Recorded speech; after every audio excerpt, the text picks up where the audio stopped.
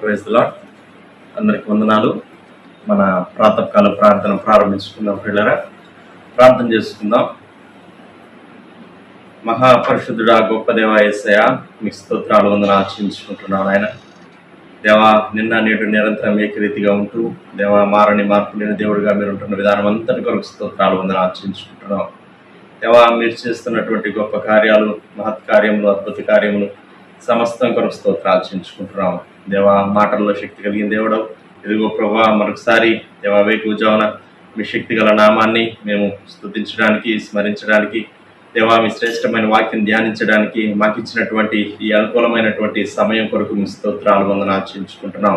ఇదిగో ప్రభా, దినదినం మీతో సహవాసం చేస్తూ ఉండగా దేవా మరి తండ్రి నాయన శ్రేష్టమైనటువంటి దేవా మీ గుణాలు దేవా మరి తండ్రి నాయన మాలోనికి మీరు సమృద్ధిగా గురించి మనం ప్రార్థన చేస్తున్నాం. స్తోత్రాలు దేవా మరి తండ్రి, మీ పట్ల గొప్ప విశ్వాసాన్ని దేవా మరి తండ్రి నాయన దినదినం దేవా మీరు మాకు నాయన గొప్పగా అనుగ్రహించమని ప్రార్థన చేస్తున్నాం. స్తోత్రాలు దేవా, అద్భుత కార్యములు, ఆశ్చర్య కార్యములు దేవా మా జీవితంలో, దేవా మా కుటుంబీకుల యొక్క జీవితంలో దేవా మరి తండ్రి నాయన మీరు గొప్పగా జరిగించమని ప్రార్థన చేస్తున్నాం. స్తోత్రాలు నాయన, అన్ని విషయాలు మీరు మాకు సహాయం చేయండి. ఇదిగో ప్రభా, పాడుకునే పాటను మా కొరకు దీవించండి. దేవా మరి తండ్రి, వేకువజామున మిమ్మల్ని స్తుతించడానికి మాకు ఇస్తున్నటువంటి గొప్ప అనుకూలమైన సమయం కొరకు స్తోత్రాలు వందనాలు ఆచరించుకుంటున్నాను. ఇదిగో ప్రభా మరి తండ్రి నాయన, ఇంకను ప్రభా మరి పక్షులు దేవా మరి తండ్రి నాయన శబ్దం చేయకముందే దేవా మరి తండ్రి నాయన వేకువజామున మేము లేచి ఇదిగో ప్రభా మీ సన్నిధిలో అయా మరి తండ్రి నాయన పాటల ద్వారా మీ నామాన్ని గొప్ప చేస్తూ ఉండగా దేవా మాకెంతో మేలుకరంగాను, ఉపయోగకరంగాను, దీవెనకరంగాను మీరు ఉంచమని ప్రార్థన చేస్తున్నాం. స్తోత్రాలు. ఆ రీతిగా మరి తండ్రి 91వ కీర్తన విశ్వాసంతో నిరీక్షణతో చదువుకునే సమయం అంతటినీ కూడా మా కొరకు దీవించండి, మీరే ఆశీర్వదించమని ప్రార్థన చేస్తున్నాం. మీ వాక్యములు దేవా, మీ వాక్కులు, మీ వాగ్దానాలు ఎంతైనా నమ్మదగిన వాగ్దానాలు, అందుని బట్టి మీ స్తోత్రాలు. వాటినండి మేము పఠించే సమయం అంతటిని కూడా మా కొరకు దీవించండి, ఆశీర్వదించండి. మీ స్తోత్రాలు దేవా, మీ వాక్యం వినే సమయం అంతటిని కూడా మా కొరకు దీవించండి. దేవా, మీ పక్షంగా నిలబడిపోయేటువంటి మా దైవజనుల్ని మరొకసారి మీ ఆత్మాభిషేకంతో నింపి దేవా మరి తండ్రి మీ వాక్యం ద్వారా మీరు మాతో మాట్లాడండి, మా దైవజనుల ద్వారా మీరు మాతో మాట్లాడండి తండ్రి. మీ స్తోత్రాలు చెల్లించుకుంటున్నాం. దేవా, శక్తి గల మీ వాక్కు, బలమైన మీ వాక్కు దేవా మరి తండ్రి నాయన అయా మరి నిన్న నేడు నిరంతరం ఏకరీతిగా ఉండేటువంటి మీ వాక్కు దేవా మరి తండ్రి మీరు ప్రకటిస్తూ ఉండగా వినగలిగే చెవులు, గ్రహించగలిగే హృదయాలు, దాచుకునే మనస్సు మెండుగా మీరు మాకు అనుగ్రహించి మనం ప్రార్థన చేస్తున్నాం. స్తోత్రాలు. తద్వారా ప్రభా విశ్వాసంలో నుంచి గొప్ప విశ్వాసంలోనికి మేము దాటి రావడానికి సహాయం చేయండి. సమస్త విషయాలకు చూపించండి. చివరి ప్రార్థన ఆశీర్వాదముల వరకు మీ సన్నిధి మాకు తోడుగా ఉంచమని ప్రార్థన చేస్తున్నాను. ఆయన దేవా మరి తండ్రి విశ్వాసంతో, నిరీక్షణతో దేవా మరి తండ్రి ప్రార్థనలో ఏకీపిస్తుండగా మరి తండ్రి మీ సమృద్ధి దీవెనలతో మమ్మల్ని అందరినీ కూడా నాయన మీరే నింపి తృప్తిపరచమని ప్రార్థన చేస్తున్నాం. ప్రార్థనలు ఏకీపిస్తున్న ప్రతి బిడ్డ కొరకు, ప్రతి కుటుంబం కొరకు స్తోత్రాలు చెల్లించుకుంటున్నాం. మీ సన్నిధిలో విన్నవించుకునే సమయం అంతటిని కూడా మాకెంతో మేలుకరంగానో దీవెనకరంగా ఉంచి దేవా మీ నామానికి మహిమ, మా అందరిలో గొప్ప సంతోషాన్ని కలుగు చేయమని, ముందున్న సమయం అంతటిని మా కొరకు దీవించమని యేసయ్య సర్వశక్తి కలిగిన నామములో స్తుతించి ప్రార్థన చేసి అడిగి వేడుకుంటున్నాం పరలోకపు తండ్రి. ఆమేన్, ఆమేన్. సమయంలో పాట పాడి దేవుని నామాన్ని మహిమపరుద్దాం. పిల్లరా, యేసయ్య కనికర పూర్ణుడా, మనోహర ప్రేమకు నిలయుడా అని పాట పాడుకుందాం. యేసయ్యా కనికర పూర్ణుడా, మనోహర ప్రేమకు నిలయుడా. యేసయ్యా కనికర పూర్ణుడా, మనోహర ప్రేమకు నిలయుడా. నీవే నా సంతోషగానము, సర్వ సంపదలకు ఆధారము. నీవే నా సంతోషగానము, సర్వ సంపదలకు ఆధారము. యేసయ్యా కనికర పూర్ణుడా, మనోహర ప్రేమకు నిలయుడా. నా వలన ఏదియు ఆశించకయే ప్రేమించితివి, నన్ను రక్షించుటకు ఉన్నత భాగ్యము విడిచితివి. నా వలన ఏదియు ఆశించకయే ప్రేమించితివి, నన్ను రక్షించుటకు ఉన్నత భాగ్యము విడిచి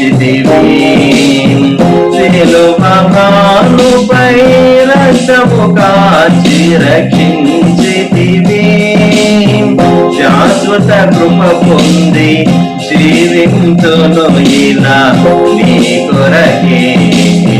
సిలువ బాలుపై రక్తము కార్చి రక్షించితివి, శాశ్వత కృప పొంది జీవింతును ఇలా నీ కొరకే. యేసయ్యా కనికర పూర్ణుడా, మనోహర ప్రేమకు నిలయుడా. యేసయ్యా కనికర పూర్ణుడా, మనోహర ప్రేమకు నిలయుడా. నా కొరకు సర్వము ధారాళముగా దయచేయువాడవు, దాహము తీర్చుటకు బండను చీల్చిన ఉపకారివి. నా కొరకు సర్వము ధారాళముగా దయచేయువాడవు, దాహము తీర్చుటకు బండను చీల్చిన ఉపకారివి. అలసిన వారి ఆశను తృప్తి పరచితివి, అనంత కృప పొంది ఆరాధింతును అనుక్షణము.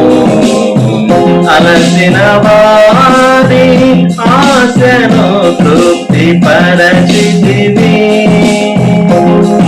అనంత కృప పొంది ఆరాధింతును అనుక్షణము. యేసయ్యా కనికర పూర్ణుడా, మనోహర ప్రేమకు నిలయుడా. యేసయ్యా కనికర పూర్ణుడా, మనోహర ప్రేమకు నిలయుడా. నీ వలన బలము నొందిన వారే ధన్యులు, నీ సన్నిధి అయిన సియోనులో వారు నిలిచెదరు.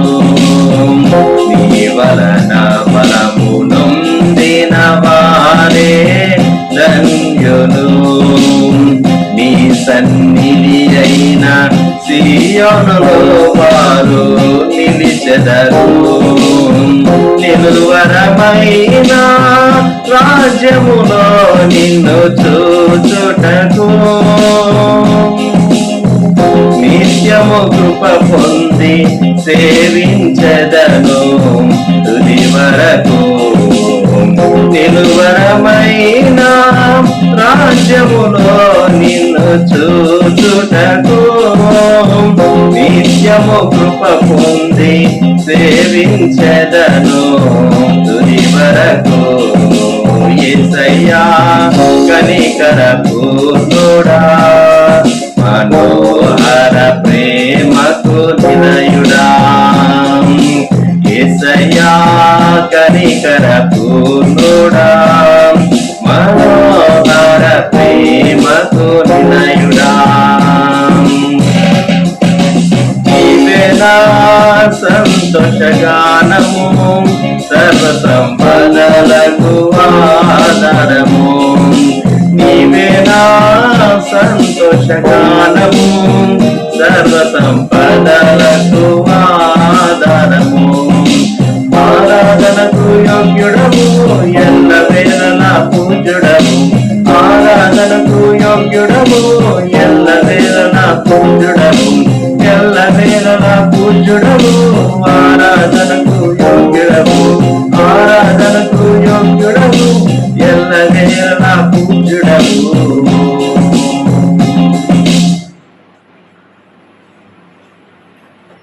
యథా ప్రకారంగా 91వ కీర్తన చదువుకుందాం పిల్లరా. మహోన్నతుని చాటు నివసించువాడే సర్వశక్తి నీడను విశ్రమించువాడు. ఆయనే నాకు ఆశ్రయము, నా కోట, నేను నమ్ముకున్న నా దేవుడని నేను యెహోవాని గురించి చెబుతున్నాను. వేటకాని ఊరిలో నుండి ఆయన నిన్ను విడిపించును, నాశనకరమైన తెగులు రాకుండా నిన్ను రక్షించును. ఆయన తన రెక్కలతో నిన్ను కప్పును, ఆయన రెక్కల క్రింద నీకు ఆశ్రయం కలుగును. ఆయన సత్యము కేడెమును డాలునై ఉన్నది. రాత్రి వేళ కలుగు భయమునకైనను, పగటి వేళ ఎగురు బాణమునకైనను, చీకటిలో సంచరించు తెగులునకైనను, మధ్యాహ్నం మందు పాటు చేయు రోగమునకైనను నీవు భయపడుకుందువు. నీ ప్రక్కన 1000 మంది పడినను, నీ కుడి పక్కన 10,000 మంది కూలినను అపాయం నీ ఎద్దుకు రాదు. నీవు కన్నులారా చూస్తుండగా భక్తిహీనులకు ప్రతిఫలం కలుగును. యెహోవా నీవే నా ఆశ్రయము అని నీవు మహోన్నతుడైన దేవుని నీకు నివాసస్థలముగా చేసుకుని ఉన్నావు. నీకు అపాయమేమీ రాదు, ఏ తెగులును నీ గుడారము సమీపించదు. నీ మార్గములన్నిటిలో నిన్ను కాపాడుటకు ఆయన నిన్ను గూర్చి తన దూతలకు ఆజ్ఞాపించును. నీ పాదములకు రాయి తగలకుండా వారు నిన్ను తమ చేతుల మీద ఎత్తి పట్టుకుందరు. నీవు సింహములను, నాగుపాములను త్రొక్కెదవు, కొదమ సింహములను, భుజంగములను అనగద్రొక్కెదవు. అతడు నన్ను ప్రేమించున్నాడు గనుక నేను అతన్ని తప్పించదను. అతడు నా నామము ఎరిగిన వాడు గనుక నేను అతని కనపరచెదను. అతడు నాకు మొరపెట్టగా నేను అతనికి ఉత్తరమిచ్చేదను. శ్రమలో నేను అతనికి తోడై ఉండేదను. అతను విడిపించి అతన్ని గొప్ప చేసేదను. దీర్ఘాయు చేత అతనిని తృప్తిపరచెదను. నా రక్షణ అతనికి చూపించదను. ఆమేన్. సమయంలో మన దేవుని వాక్యం విందాం పిల్లరా. దర్శనంలో ప్రభుదాసంకుల్ గారు వచ్చి మనకు దేవుని వాక్యాన్ని అందిస్తారు. ప్రియమైన వారలారా, ఈ ఉదయకాలం అపోస్తలుడైన పౌలు కొరింథీయులకు వ్రాసిన మొదటి పత్రిక 16వ అధ్యాయం 22వ వచనం చదువుకుందాం. 1 Corinthians chapter 16 and verse 22. ఎవడైనను ప్రభువును ప్రేమింపకుంటే వాడు శపింపబడును గాక, ప్రభువు వచ్చుచున్నాడు. ప్రార్థన. ప్రేమగల మా ప్రభువా, పవిత్రుడైనటువంటి తండ్రి, సజీవుడైనటువంటి దేవ, గొప్ప రక్షక, మీకు వందనములు, స్తుతులు, స్తోత్రములు సమర్పిస్తూ ఉన్నాం. ఇప్పటి వరకు మమ్మల్ని సజీవులుగా కాపాడిన మీ కృప కొరకు, ప్రేమ కొరకు, వాత్సల్యత అంతటి కొరకు స్తోత్రాలు. మీ గ్రంథ వాక్యములు, హెచ్చరికలు మాకెంతో ఆశీర్వాదకరంగా, క్షేమకరంగా మీరు ఉంచవలసిందిగా వేడుకుంటూ, మీ ఉపదేశం మీరు మాకు అనుగ్రహించి ఈ దైవ ధ్యానం ద్వారా మీరు మా ప్రాణాత్మ దేహములను బలపరచమని యేసుక్రీస్తు ప్రభువారి నామములోనే ప్రార్థిస్తూ ఉన్నాము తండ్రి. ఆమేన్. ఈ ఉదయకాలం దేవుని ప్రేమించుట, నీవెంతగా ప్రభువుని ప్రేమిస్తూ ఉన్నావు అనేటటువంటి ఒక ప్రశ్న మనం వేసుకుందాం. దేవుడు మనల్ని ప్రేమించాడు, మరి మనం కూడా ప్రభువును ప్రేమింపబద్ధులు. మనం ఎంతగా ప్రభువును ప్రేమించాం. మనం ప్రతిరోజు ఉదయకాలంలో కీర్తన 91 చదువుతూ ఉన్నాం కదా. 14వ వచనం, అతడు నన్ను ప్రేమించుచున్నాడు గనుక, అతడు నన్ను ప్రేమించుచున్నాడు గనుక నేను అతని తప్పించేదను. ఇది దేవుని స్వరం. దేవుని ప్రేమించేటటువంటి వారిని దేవుడు కాపాడతాడు, తప్పిస్తాడు. వేటి నుండి కాపాడతాడు? ఆ పైన 10వ వచనంలో, నీకు అపాయమేమీ రాదు, ఏ తెగులును నీ గుడారమును సమీపించదు. అంతేకాదు 11వ వచనంలో, నీ మార్గములన్నిటిలో నిన్ను కాపాడుటకు ఆయన నిన్ను గూర్చి తన దూతలకు ఆజ్ఞాపించను. ప్రయాణ సాధనాలు ఇంతగా లేనటువంటి కాలంలో, మనుష్యులు ఇంత వేగంగా ప్రయాణం చేయనటువంటి కాలంలోనే దేవుడు ఎప్పుడో వ్రాయించి పెట్టాడు ఈ మాట. తర్వాత 13వ వచనంలో అయితే, నీవు సింహములను, నాగుపాములను త్రొక్కెదవు, కొదమ సింహములను, భుజంగములను అణగద్రొక్కెదవు. వ్యక్తికి హాని చేయటానికి లోకంలో ఉన్నటువంటి క్రూరమైనటువంటి జంతువులేమి, సర్పం వంటివేమి, ఇవన్నీ ప్రయత్నిస్తాయి. మన జీవితంలో మనము ఎదుర్కోవలసినటువంటి వ్యక్తులు నేనేదైనా చేయాలి, నిన్ను మృంగివేయాలి, చీల్చివేయాలి, నీకు హాని చేయాలని ఉద్దేశించేటటువంటి వారు, అలాగే మోసంగా నీకు కీడు చేయాలని తలంచేటటువంటి వారిని దేవుడే అణగద్రొక్కటానికి శక్తి ఇస్తాడని 13వ వచనంలో వ్రాయబడింది. ఈ 14వ వచనంలో అతడు నన్ను ప్రేమించుచున్నాడు అనేటటువంటి మాట మనము జ్ఞాపకం చేసుకుందాం. మనం ప్రభువును ప్రేమించేటటువంటి వారంగా ఆయన కాపుదల మనము అడిగి పొందటానికి దేవుడు మనకు కృపను అనుగ్రహించేటటువంటి దేవుడు. మార్కు సువార్తలో ఒక సంఘటన.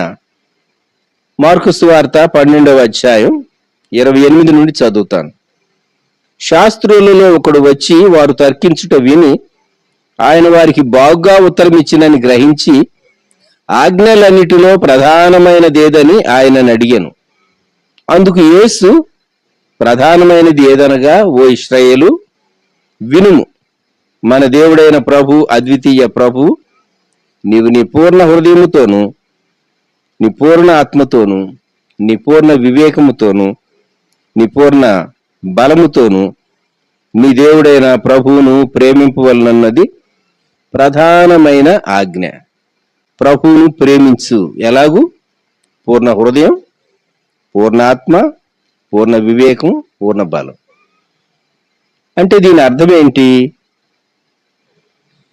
మన హృదయంలో దేవునికి చోటుంటే పాపానికి చోటు ఉండదు. దేవుణ్ణి, పాపాన్ని ఒకే సమయంలో ఎంటర్టైన్ చేయలేవు.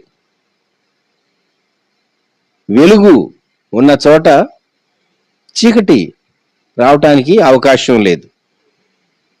అలాగే ప్రభువును మనము పూర్ణ హృదయంతో ప్రేమిస్తూ ఉంటే పాప సంబంధమైన, చీకటి సంబంధమైనటువంటి కార్యాలను చేయలేం. 2, పూర్ణ ఆత్మతో. నీవు దేవునితో నీ ఆత్మ ఎప్పుడూ అనుసంధానం అయి ఉంటే దైవ సంబంధమైనవి, ఆత్మ సంబంధమైనవి, శ్రేష్టమైనవి నీవు తలంచుతూ ఉంటావు. అంతేకాదు, పూర్ణ వివేకముతో దేవుని రాజ్య సువార్త వ్యాపించడానికి దేవుడు మానవునికి అనుగ్రహించినటువంటి టాలెంట్స్, విజ్డమ్ అంతటినీ సద్వినియోగపరిచి పూర్ణ వివేకంతో ప్రభువును ప్రేమించుట, ప్రభువును సేవించుట, ప్రభువును వెల్లడిపరచుట. ఇంకొక మాట, పూర్ణ బలముతో పాడిన, పూర్ణ కంఠంతో, మన శక్తి అంతటితో. అలాగే మనము మందిరంలో ఒక పని చేసినా హృదయపూర్తిగా, మనఃపూర్తిగా ఆ పని చేయటం. ప్రభువును ప్రేమించినటువంటి వారు ఎలా పని చేశారో ఇద్దరిని గూర్చి మనము ఈ ధ్యానంలో చూడబోతూ ఉన్నాం.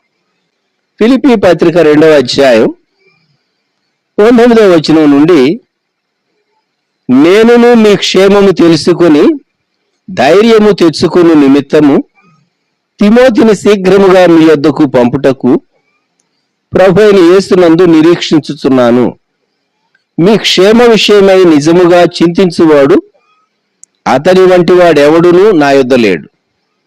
అందరూ తమ సొంత కార్యములనే చూచుకొనుచున్నారు గాని యేసుక్రీస్తు కార్యములను చూడరు. అతని యోగ్యత మీరెరుగుదురు. తండ్రికి కుమారుడు ఎలాగూ సేవ చేయునో అలాగే అతడు నాతో కూడా సువార్త వ్యాపకము నిమిత్తము సేవ చేశాను. 20వ వచనం, మీ క్షేమ విషయమై నిజముగా చింతించువాడు అతని వంటి వాడెవడునూ నా యొద్ద లేడు. ఫిలిప్పీ సంఘాన్ని గూర్చి తిమోతి చాలా ఆలోచిస్తూ, ప్రార్థిస్తూ, వారిని గురించినటువంటి విషయాలు తెలుసుకుంటూ, దైవజనుడు తనతో మాట్లాడినప్పుడు తాను కనుబరిచినటువంటి ఆసక్తి అది అప్రిషియేట్ చేయదగింది. మీ క్షేమ విషయమే నిజముగా చింతించువాడు అతని వంటి వాడెవడును నా యొద్ద లేడు. ఎందుకట? అందరూ తమ సొంత కార్యములనే చూచుకొంటున్నారు కానీ యేసుక్రీస్తు కార్యములను చూడరు. సాధారణంగా మనం దేవుని సంఘం యొక్క, దేవుని పని యొక్క కార్యాల విషయంలో, దేవుని ఇంటిని గూర్చి, మందిరాన్ని గూర్చి, సంఘాన్ని గూర్చి, సహవాసాన్ని గూర్చి నిజమైనటువంటి కన్సర్న్ మనం ఎంత మటుకు కలిగి ఉంటూ ఉన్నాం. ఈ ఉదయకాలం తిమోతిని మనం జ్ఞాపకం చేసుకుంటే, తిమోతి ఆ సంఘాన్ని ప్రేమించాడు కాబట్టి తాను ఆ సంఘం పట్ల భారము కలిగి ఉన్నాడు. గమనించండి, ప్రభువును ప్రేమించుట అనేది చాలా శ్రేష్టమైంది. ప్రభువును ప్రేమించుట. యోహాను తాను వ్రాసినటువంటి పత్రికలో 4వ అధ్యాయం, 1 యోహాను 4వ అధ్యాయం 10వ వచనం, మనము దేవుని ప్రేమించితిమని కాదు, తానే మనలను ప్రేమించి మన పాపములకు ప్రాయశ్చిత్తమై ఉండుటకు తన కుమారుని పంపెను. దేవుడు మనలను ప్రేమించాడు. మొదట ఆయన మనలను ప్రేమించాడు. మనం కాదు మొదట ప్రభువును ప్రేమించింది, ఆయనే. ఫస్ట్ స్టెప్ దేవుడే తీసుకున్నాడు. కనుక మనము ప్రభువును ప్రేమింప బద్ధులంగా ఉంటూ ఉన్నాం. ఈ ఉదయకాలం అపోస్తల కార్య గ్రంథం నుండి ప్రభువును ప్రేమించినటువంటి ఒక వ్యక్తిని మీకు చూపించాలి అని నేను ఉద్దేశిస్తూ ఉన్నాను. మనము అనేక క్యారెక్టర్స్ ధ్యానం చేస్తూ ఉంటాం, కానీ ఈయనను గురించి మనం ఎక్కువ ధ్యానం చేయం. అపోస్తల కార్య గ్రంథం 17వ అధ్యాయం 1వ వచనం నుండి చదువుతున్నాను.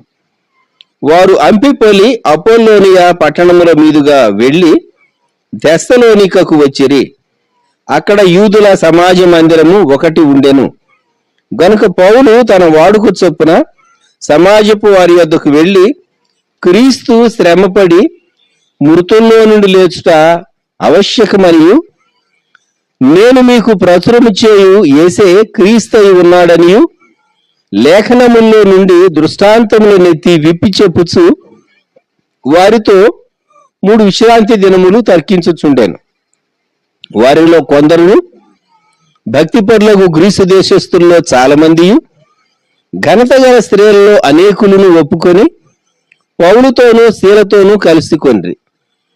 అయితే యూదులు మత్సరపడి పనిపాటులు లేక తిరుగు కొందరు దుష్టులను వెంటబెట్టుకొని గుంపు కూర్చి పట్టణమెల్లా అల్లరి చేయొచ్చు యాసోను ఇంటి మీద పడి వారిని జనుల సభ ఎదుటికి తీసుకొని వచ్చుటకు యత్నం చేసిరి.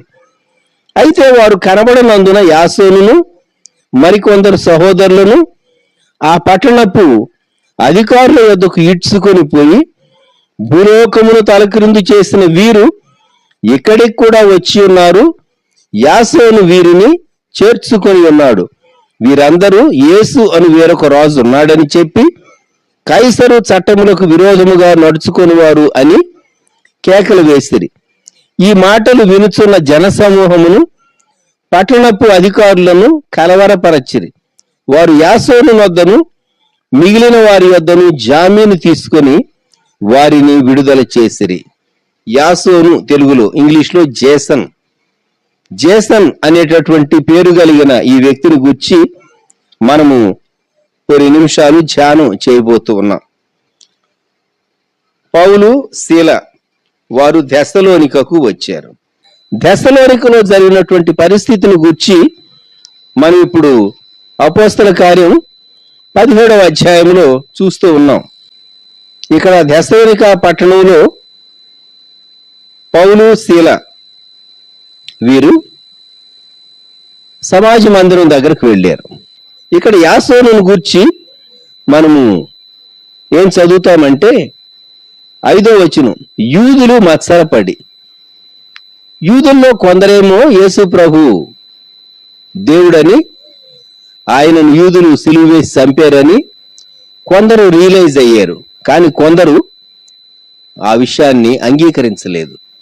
మా ఆచారాలను పాడు చేస్తున్నాడు, మా పద్ధతులను డిస్టర్బ్ చేస్తూ ఉన్నాడు అని దుష్టులను తీసుకొచ్చి అల్లరి చేసి యాసోను ఇంటి మీద పడి జేసన్ యొక్క ఇంటి మీద వచ్చారు. కారణం, వారికి ఆతిథ్యం ఇచ్చింది జేసన్.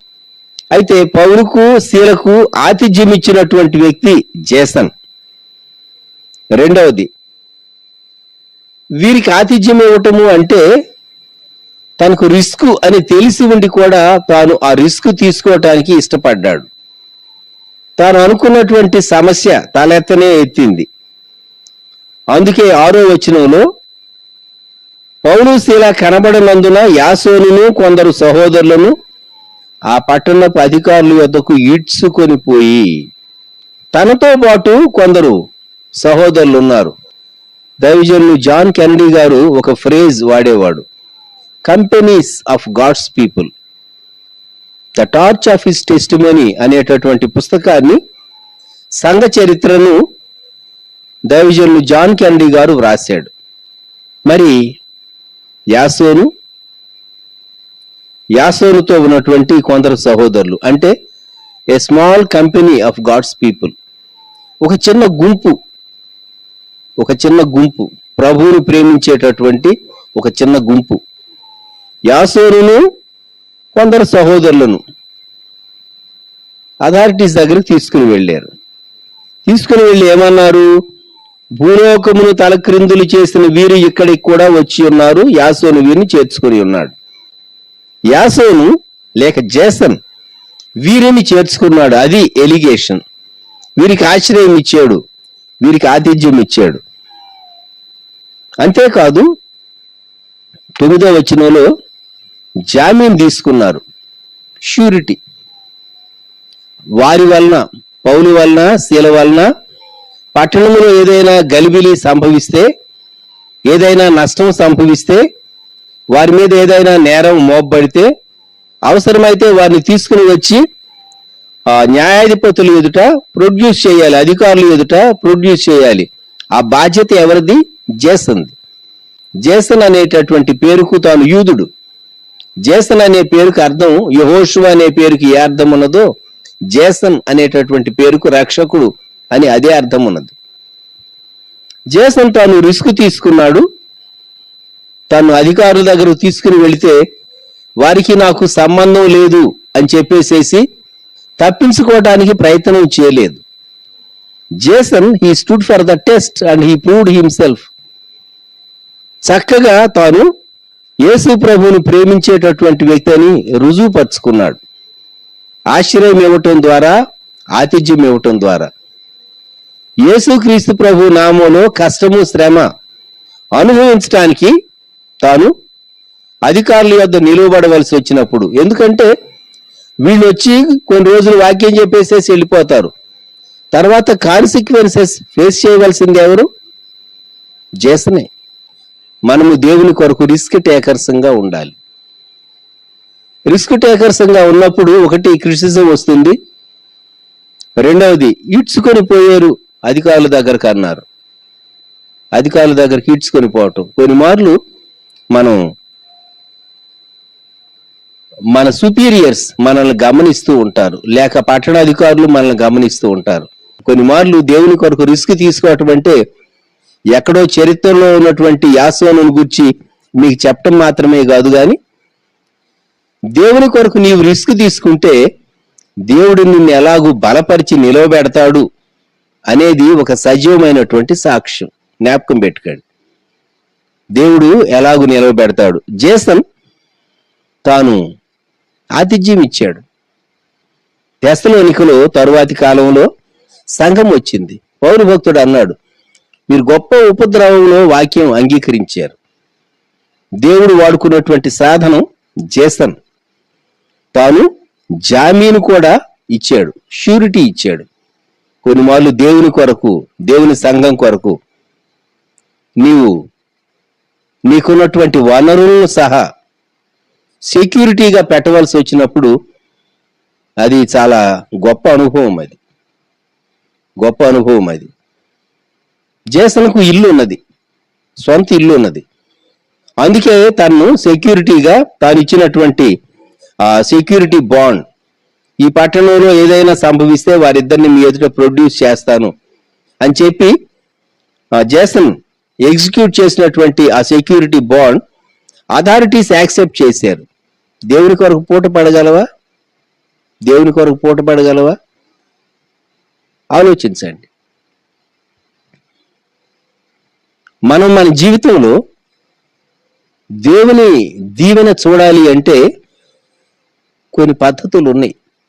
ఈ ఉదయకాలం జేసను గూర్చి మనం ఈ మాటలన్నీ జ్ఞాపకం చేసుకుంటున్నాం. ఆఖరుగా మనం చదువుకున్నటువంటి మాట, కొరింథీయులకు రాయబడినటువంటి మొదటి పత్రికలో పౌలు భక్తుడు చెప్పినటువంటి మాట.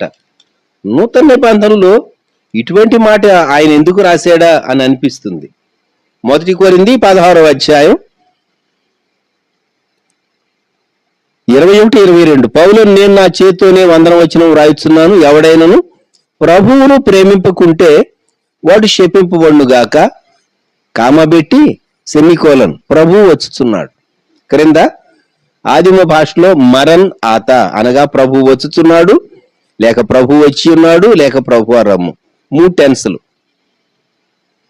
మరణాత, ఎవడైనను ప్రభువును ప్రేమింపకుంటే వాడు శపింపబడును గాక.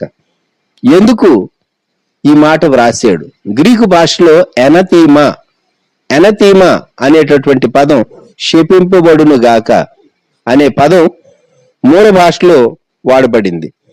ఆ దినాల్లో తప్పు సిద్ధాంతాలు చాలా ఉండేవి, ఫాల్స్ టీచింగ్, సాతాను సంబంధమైన సిద్ధాంతాలు ఉండేవి. ఫాల్స్ టీచింగ్, డెమనిక్ డాక్ట్రిన్స్, సాతాను సంబంధమైనటువంటి. అందుకొరకే కొరింథీ సంఘానికి వ్రాస్తూ, కొరింథీ సంఘం ఆ కొరింథు పట్టణం విగ్రహాలతో నిండినటువంటి పట్టణం, సంఘంలోనికి దుర్బోధలు చొచ్చుకుని వచ్చేటటువంటి పరిస్థితుల్లో కఠినమైన ఈ మాట తాను వ్రాయవలసి వచ్చింది. ఎవడైనా ప్రభువును ప్రేమింపకుంటే వాడు శపింపబడతాడు అని చాలా రోషంతో పౌలు గారు ఈ మాట వ్రాసాడు. ప్రభు త్వరగా వస్తూ ఉన్నాడు. ప్రియమైన వారలారా, ఈ ఉదయకాలం ప్రభు త్వరగా వచ్చేటటువంటి కాలంలో మనం ఉన్నాం. 2000 సంవత్సరాల తర్వాత మరి సంఘం అన్ని ఖండాలకు విస్తరించి సువార్త ప్రభు రాకడ కొరకు లోకం సిద్ధపరచబడుతున్నటువంటి కాలంలో ఉన్నటువంటి మనం ఎంతగా ప్రభువును ప్రేమిస్తూ ఉన్నాం, జ్ఞాపకం చేసుకుందాం. తలలు వంచుదాం. ప్రేమగల మా ప్రభువా, పరిశుద్ధుడు అయిన తండ్రి, గొప్ప రక్షక మా దేవ, మీకు వందనములు స్తోత్రములు చెల్లిస్తూ ఉన్నాం. మమ్మలను ప్రేమించినటువంటి దేవుడవు, గొప్ప దేవుడవు, మహోన్నతుడవు, మీకు వందనములు స్తోత్రములు స్తుతులు చెల్లిస్తూ ఉన్నాం.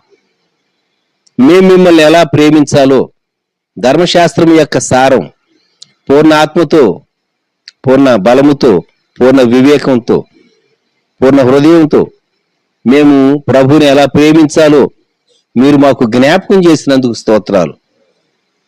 జేసన్ ఎలాగూ ప్రేమించి దెసలోనికలో ఆ సంఘము ఆ పరిచర్య నిలవబట్టడానికి ఆ ప్రారంభాన్ని మీరు బహుగా వాడుకున్నారో, తాను ఎంత రిస్క్ తీసుకున్నాడో దేవా, మీరు జేసన్ జీవితాన్ని మా ఎదురుకు తెచ్చారు. అలాగూ చెరలో ఉన్నటువంటి పౌలు గారికి తిమోతి ఎలాగూ పరిచర్య చేశాడు, నిజముగా మీ క్షేమం గూర్చి చింతించేవాడు, అతని వంటి వాడు ఎవరు నా యొద్ద లేరు అని పౌలు గారు ఫిలిప్పీ సంఘానికి తాను వ్రాసినటువంటి మాటను జ్ఞాపకం చేసుకున్నప్పుడు, నిన్ను ప్రేమించేవారు నీ విషయాల్లో, నీ ప్రజలను గూర్చి, సంఘాన్ని గూర్చి వారు ఎటువంటి కన్సర్న్, శ్రద్ధ కలిగి ఉంటారు అనేది మేము మరోసారి గుర్తు చేసుకుంటున్నాం.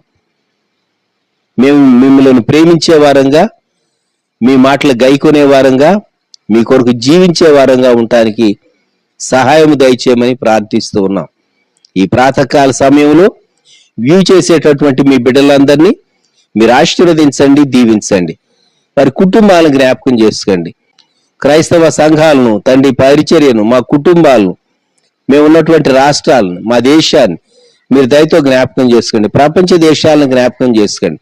91వ కీర్తన ప్రకారం మహోన్నతుడైనటువంటి మిమ్ములను మేము ఆశ్రయంగా మేము చేసుకున్నటువంటి వారం గనుక, అతడు నన్ను ప్రేమించుచున్నాడు గనుక అనేటటువంటి మాటను మేము గుర్తు చేసుకుంటూ మేము మిమ్మల్ని ప్రేమించేటటువంటి వారంగా మా జీవితం యొక్క అన్ని పరిస్థితుల్లో మేము సాగి వెళ్ళుటకు, తిమోతి వలె సాగి వెళ్ళుటకు, జేసన్ వలె సాగి వెళ్ళుటకు మీ కృప దయచేయమని, మరొకసారి వ్యూ చేసినటువంటి మీ బిడ్డలందరినీ దీవించి బలపరచమని, కుటుంబాలను ఆశీర్వదించమని యేసుక్రీస్తు ప్రభు వారి శ్రేష్టమైన నామములో ప్రార్థించి స్తుతించి అడుగుచూ ఉన్నాము తండ్రి, ఆమెన్.